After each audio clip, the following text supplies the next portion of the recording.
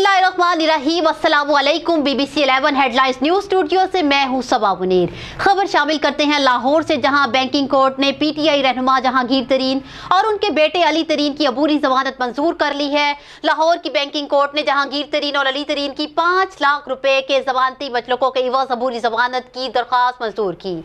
जहांगीर तरीन और अली तरीन ने हाल ही में FIA में दर्ज किए जाने वाले मुकदमे में अपनी जमानतें कराई हैं, जिसके बाद अदालत ने FIA को दोनों शख्सियात को 7 अप्रैल तक गिरफ्तार करने से रोक दिया है। बैंकिंग कोर्ट ने आइंदा समाअत पर वफाकी तहकीकाती अदारे से तमाम तर रिकॉर्ड भी तलब कर लिया है।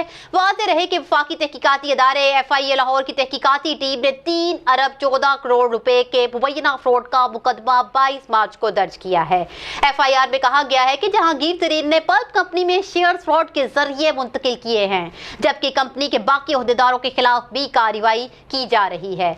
जहांगीर तरीन का कहना था कि समझ नहीं आ रही मेरे साथ ऐसा क्यों किया जा रहा है, मेरा मीडिया ट्रायल किया जा रहा है या मेरे खिलाफ मर्जी की खबरें लगवाई जा रही हैं। उन्होंने कहा है कि मेरा बेटा बेगुनाही साबित करने बैरून मुल्क से आया, अदालत पेश होकर खुद को कानून के सामने पेश किया है। न्यूज़ स्टूडियो से फिल वक्त इतना ही। मज़ीद तफसीलात और अपडेट्स के लिए देखते रहिए BBC 11 हेडलाइंस न्यूज़।